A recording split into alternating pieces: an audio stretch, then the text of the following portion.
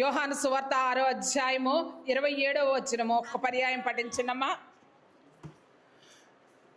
క్షయమైన ఆహారము కొరకు కష్టపడకుడి గాని, క్షయమైన ఆహారము కొరకు కష్టపడకుడు గాని, నిత్య జీవము కలుగుజేయు అక్షయమైన ఆహారము కొరకే కష్టపడుడి.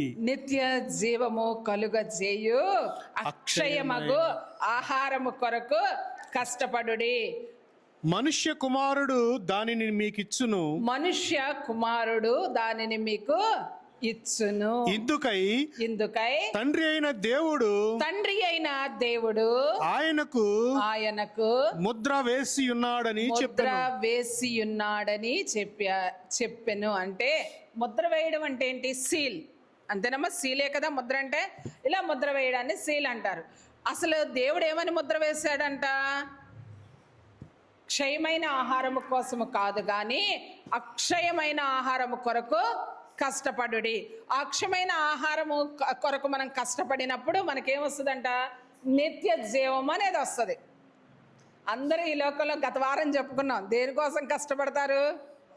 శరీరం కోసం కష్టపడతారని చెప్పుకున్నాం కదా. శరీర మరణము ఆత్మ మరణము రెండు ఉంటాయి అని కూడా చెప్పుకున్నాం. కానీ వీటికి శరీర మరణమైనా కానీ ఆత్మ మరణం కాకుండా ఉండాలంటే ఖచ్చితంగా మనం దేని కొరకు కష్టపడాలంట? అక్షయమగు ఆహారము కొరకు కష్టపడవలెను. అనగా నిత్య జీవము కలుగజేయు. నిత్య జీవం మీకు ఏమిస్తుందంట? అక్షయమగు ఆహారము ఇస్తుందంట.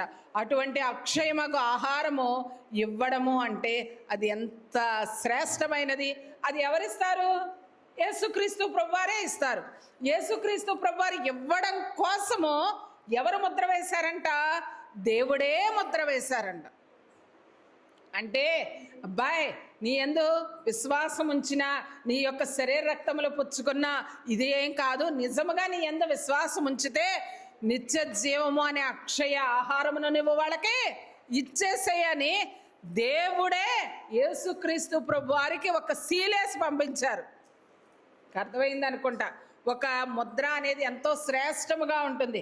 అంటే మనకు నిత్య జీవము అనే ముద్ర ఎవరు వేశారంట? దేవుడే ఇచ్చేశారు.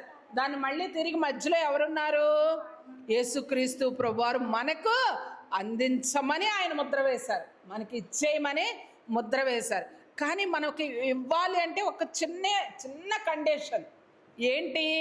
విశ్వాసం ఉంచడం, విశ్వాసము నమ్మకం ఉంచడం.